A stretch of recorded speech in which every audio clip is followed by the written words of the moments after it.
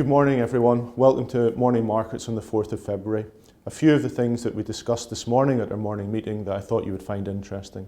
The first is around the oil price. We've seen the oil price fall 20% over the course of January. Why is that? The oil price spiked at the beginning of the month as we saw the tensions between the US and Iran.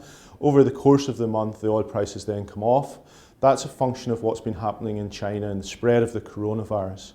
But more importantly, the key driver of that is the action that the Chinese government have been taking to close down movement, etc. within China. That has had the effect of significantly reducing energy demand, both for electricity but also for transportation. China is the world's largest importer of oil. It surpassed the US in 2006. It imports somewhere close to 10 million barrels a day. What we've seen over the course of this month is a significant reduction in that, and with imports around 8 million barrels per day, so a 20% fall in apparent oil demand within China over the course of the month. That's why the oil price has weakened off.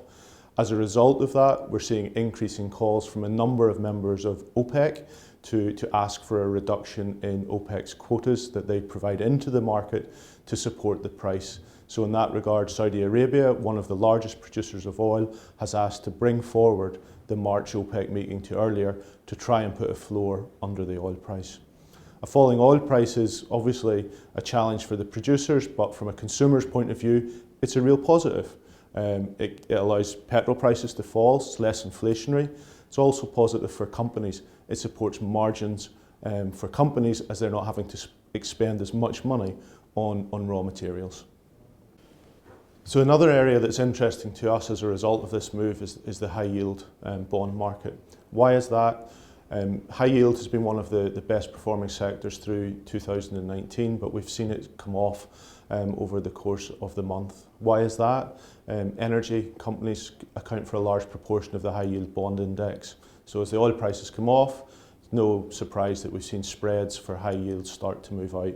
This will either present an opportunity and something that we'll continue to look at and discuss over the coming weeks. I mentioned yesterday the soft economic data that we were likely to see over the coming days.